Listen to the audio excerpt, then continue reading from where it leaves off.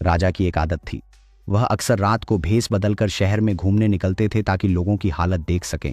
एक रात वह एक वीराने जगह से गुजर रहे थे कि देखा वहां 4 आदमी बैठे बातें कर रहे हैं। राजा ने पूछा, तुम कौन हो? उन्होंने हंसकर कहा, हम चोर हैं, आज रात चोरी करने का इरादा है। राजा ने कहा, तो फिर मैं भी तुम्हारा साथी हूं। अब सबने अपनी अपनी खासियत बतानी शुरू की। पहला बोला, मैं जानवरों की भाषा समझ लेता हूं। दूसरा बोला, मैं सूंघकर खजाने की जगह पहचान लेता हूं। तीसरा बोला, मैं बगैर चाबी के ताला खोल लेता हूं। चौथा बोला, मैं रात के अंधेरे में जिसे देख लूं उसे रोशनी में भी पहचान सकता हूं। अब राजा की बारी आई। वे मुस्कुराए और बोले, मेरा कमाल ये है कि अगर किसी को फांसी का हुक्म हो जाए तो बस मेरा सिर हिलाने से वह आजाद हो जाता है। सबने कहा, वाह, तुम तो हम सबसे बड़े कारीगर निकले, चलो अब चोरी के लिए चलते हैं। पांचों शाही महल की तरफ चल पड़े। रास्ते में एक कुत्ता भौंकने लगा। राजा ने पूछा, ये क्या कहता है? पहला चोर बोला, ये कहता है कि तुम में से एक राजा है। राजा मुस्कुराए, कुछ नहीं बोले।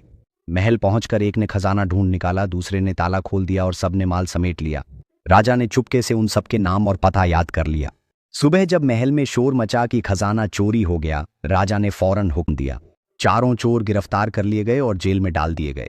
जब उन्हें सूली पर ले जाया जा रहा था तो वे आपस में कहने लगे, हमारा 5वां साथी कहाँ गया? एक बोला, शायद वो राजा ही था।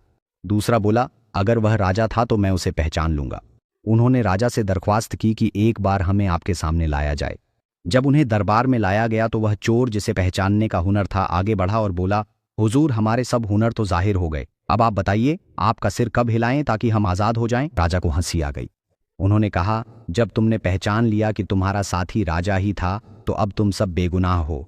और फिर राजा ने सब चोरों को माफ कर दिया। इस निर्णय ने दरबार में एक नई उम्मीद का संचार किया।